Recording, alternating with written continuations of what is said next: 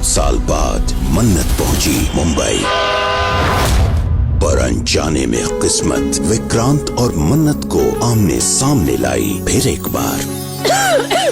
I think अंदर चलना चाहिए, एक गिलास पानी हो जाएगा। Come just come. क्यों किस्मत लाई ऐसा खूबसूरत मोड़? क्या जुड़ने को है प्यार की ड्यूटी?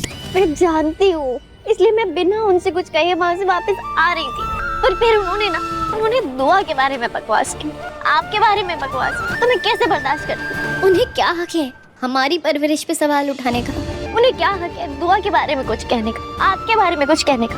और अगर वो आपके बारे में दुआ के बारे में कुछ कहेंगे ना, तो मैं चुपचाप नहीं सुनूंगी, कभी नहीं सुनूंगी। कोई हक नहीं है उन्हें। अब आप एक जोर की सांस लीजिए, सिखाते ना, सांस लेने से पहले ही आपने मुस्कुराया। मैं आपकी फीलिंग को बहुत अच्छे से समझता हूँ। मुझे मालूम है आप विक्रांत के शब्दों से हर्ट और होना भी चाहिए, कोई बात। आज के एपिसोड में हम देखेंगे किस्मत का वो मोड़ जहां मजबूरी प्यार से टकरा जाती है और साजिश चुपके से अपना खेल शुरू कर देती है। मन्नत की कहानी अब एक नया और काफी इमोशनल टर्न लेने वाली है। मन्नत इस वक्त अपनी जिंदगी के सबसे मुश्किल फेज से गुजर रही है। एक तरफ नीतू की तबीयत उसे अंदर तक परेशान कर रही है और दूसरी तरफ जिम्मेदारियों का बोझ मन्नत को मजबूर कर देता है। वो अपनी जिंदगी में बड़ा फैसला लेती है।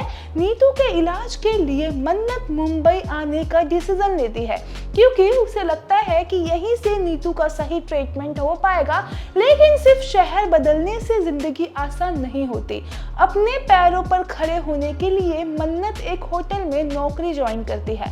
मन्नत के लिए ये सिर्फ एक जॉब नहीं बल्कि एक नई शुरुआत है, एक मौका है अपनी जिंदगी को दोबारा संभालने का।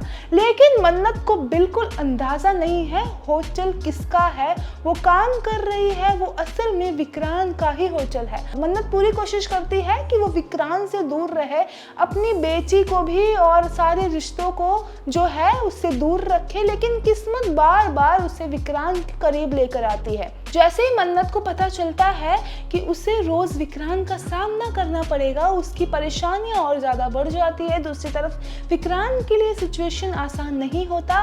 बीते हुए पल, अधूरा प्यार और अनसुने सवाल जो फिर से आमने सामने खड़े हो जाएंगे। इसी बीच याशिका की एंट्री होती है जो इस कहानी को और ज्यादा उलझाने वाली है।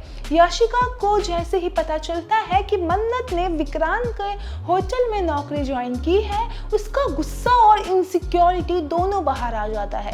याशिका मन्नत और विक्रांत के पास के बारे में सब जानती है। वो किसी भी कीमत पर मन्नत को विक्रांत की जिंदगी से दूर रखना चाहती है। याशिका चुप बैठने वाली नहीं है। वो मन्नत के खिलाफ छोटी छोटी बातों को बड़ा बनाकर ऑफिस के माहौल में गलतफहमियां पैदा करने वाली है।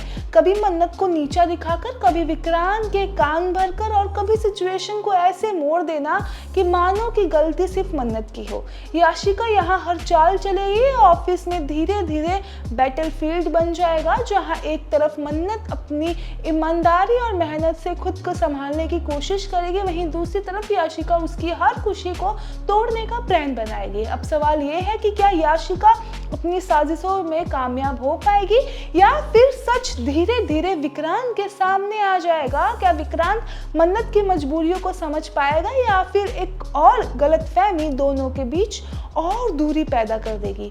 आने वाले एपिसोड में मन्नत और विक्रांत के बीच का ये वर्क प्लेस ड्रामा और ज्यादा इंटेंस होने वाला है, जहां प्यार, जिम्मेदारी और साजिश एक दूसरे से टकराते हुए नजर आएंगे। मन्नत के लिए ये सिर्फ एक जॉब नहीं बल्कि अपनी इज्जत, अपनी हिम्मत और अपने प्यार को बचाने की एक बड़ी लड़ाई बन चुकी है।